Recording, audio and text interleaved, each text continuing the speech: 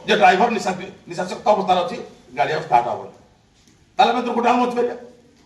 ठीक ना भूल पिलाने तेणु पिला समस्त पिला मुझे कही रखी आम समस्त आम सचेतनता हवा संगे संगे आम ये जो सड़क सुरक्षा सप्ताह अनुगुल जिले में प्रथम कर आमर छेन्दीपदाटा हूँ गोटे शिल्पबहुल अंचल एटी अधिक संख्यक गाड़ी मोटर चलाचल करुच्ची तेणु केमती ये सचेतनता करने उद्देश्य जीरो काजुआलिटी शून्य मृत्यु हूँ आम सड़क सुरक्षार प्रथम उद्देश्य आमर देखु मोटरसाइकेल गोटे जड़े चलाऊँच से मन इच्छा चलाऊँच मोटरसाइकेल साइकेल जी जो पार्ला से रखीदेला जहाँफल दुर्घटना सम्मुखीन होती तेणु जदि कौन प्रकार आम कंट्रोल करते से मोटरसाइकेल को रास्ता मझे न रखी साइड कर रखा साइकेल को मझे न रखी साइड कर रखा ताहले ठीक है पार दुर्घटना आम मुक्ति पाई। सड़क सुरक्षा मास एटा जो चली यहाँ आरंभ हो जनवरी 1 रु आरंभ हो यार उद्यापन हम 31 जनवरी यही मासक भितर आम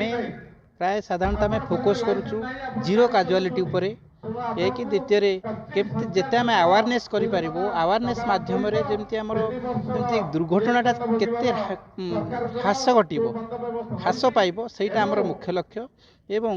ये छोट छुआ आमर जो स्कूल छुआ ठार आरंभ कर कॉलेज रे जो स्टूडेंट माने सब पढ़ुचंती सेमानक माध्यम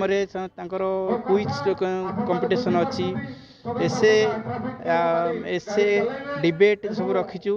प्रति कॉलेज स्कूल मानक आयोजन करा जाउची जो माने कृति प्रतियोगी सेमानकु आमर जो उद्यापन उत्सव होउची 31 जनवरी रे सेजरे तांको पुरस्कृत करा जिवो एवं एई मास सारा आमर स्पेशल आमर एनफोर्समेंट जो रोचे आमर रोड सेफ्टी उपरे ताकू आम स्ट्रिक्टली कार्यकारी करूँ एवं प्रथम कथा मु समस्त आपण मानक माध्यम अनुरोध करुच्ची कि समस्त ट्रैफिक नियम मानि चलांतु गाड़ी चलांतु ट्रैफिक नियम कहले आम बाइक चलेले हेलमेट पिंधिबा चार चकिया यान यदि व्यवहार करुचे सीट बेल्ट पिंधिबा मद्यपान करी गाड़ी न चलेबा एवं गाड़ी चलाउथिबा समय रे मोबाइल रो व्यवहार न करिबा एवं द्रुत गति रे द्रुत गति रे गाड़ी न चलेबा पई मु समस्त मान आपण जरिया रे अनुरोध करुच्ची। ये जो सरकार के निर्देश क्रमे आम जो सड़क सुरक्षा मास पालन करूँ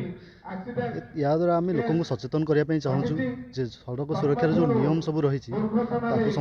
पालन करूँ जमी 2 चकिया जान में गला बेलू हेलमेट पिंधु 4 चकिया जान में गला सीट बेल्ट निहाती पिंधु मद्यपान कर गाड़ी चलातु ना कि 2 चकिया जान में 2 रू अधिका जान यातायात करूँ ये सब आम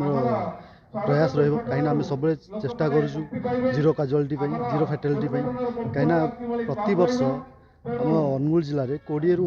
25 लोक प्रति मास मरुंच जोटा कि प्रति वर्ष 250 रू 300 लोक मरुंच जोटा कि बहुत परिवार को अनाथ कर दे तो आम चेष्टा करूँ जे से काजुआलिटी कम हो लोक रास्ता सुरक्षित भाव यातायात करूँ तेणु यार यह हूँ उद्देश्य सड़क सुरक्षा मासर पालन।